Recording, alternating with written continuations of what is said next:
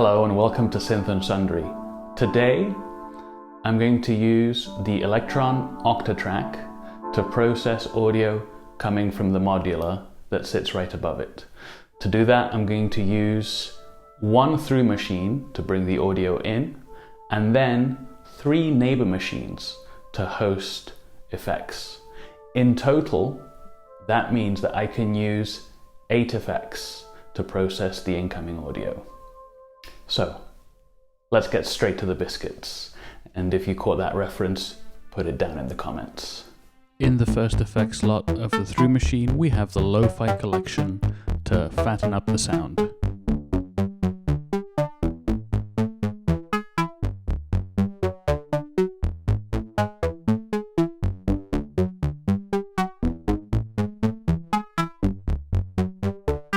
And in slot 2 of the through machine, we're going to drop the DJ style EQ to process the sound a little bit more aggressively than we would with the normal EQ.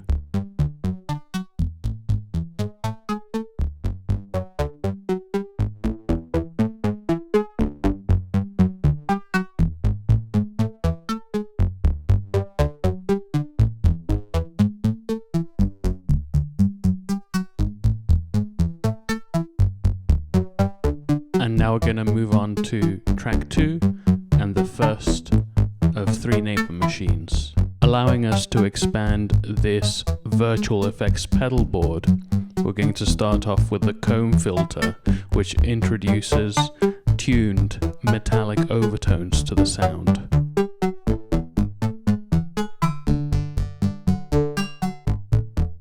And now it's tamed by the low pass filter, giving it an almost string instrument-like quality.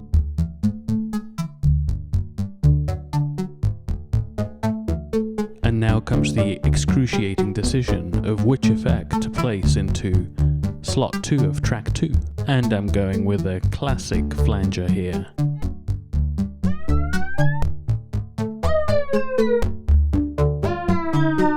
Bringing that flanged flavor a little bit down. And after several minutes of tweaking LFOs, we finally have it dialed in. Now it's time to move on to track 3, and we have 2 more free effects slots. I'm starting with the phaser here, a bold choice, if I may say so. Probably gonna try to widen the sound and fail.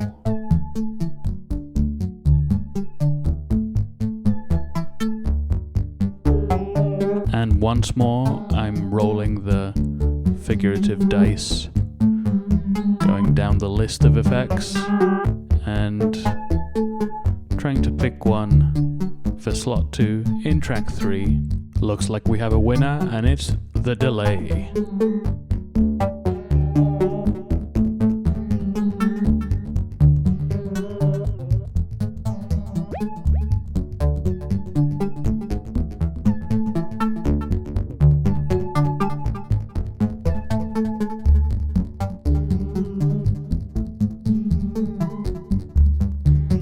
After going back and tweaking the phaser and flanger a little bit more, I'm now back into the LFO, spending some quality time to try and add a little bit more movement.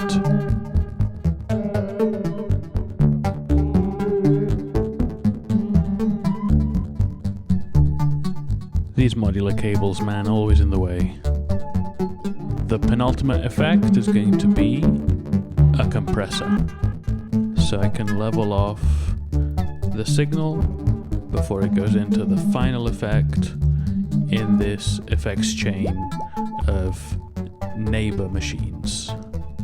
Now that things have been flattened off a little bit, I'm going to start cranking the gain.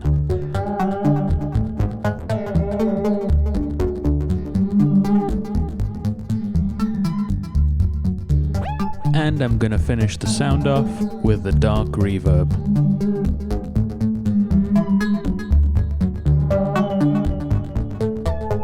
The Octatrack manual states that the dark reverb provides lush, wide stereo reverberation with long decay times.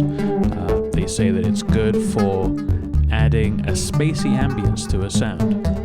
That's what I'm looking for.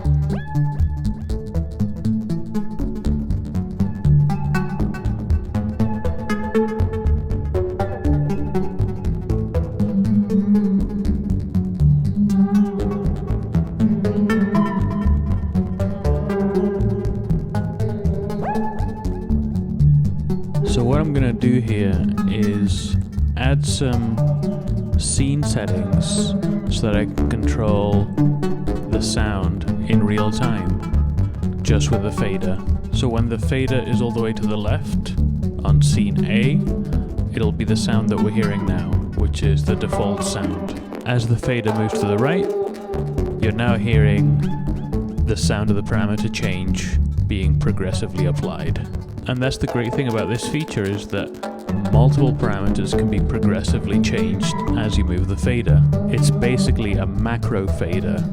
That's the best way of thinking about it.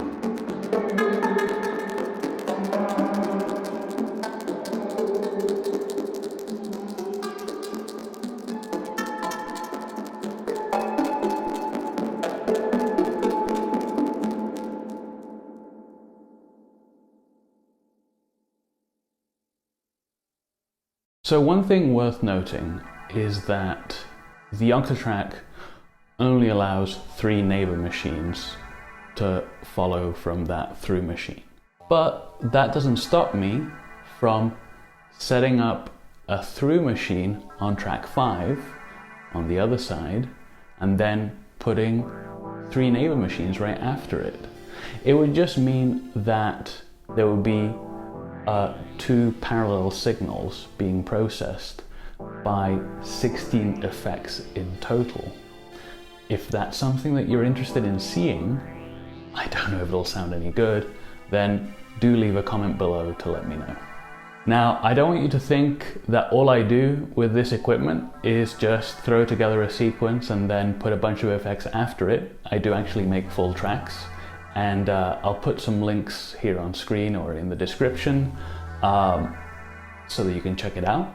There's some retro disco with vintage video game footage.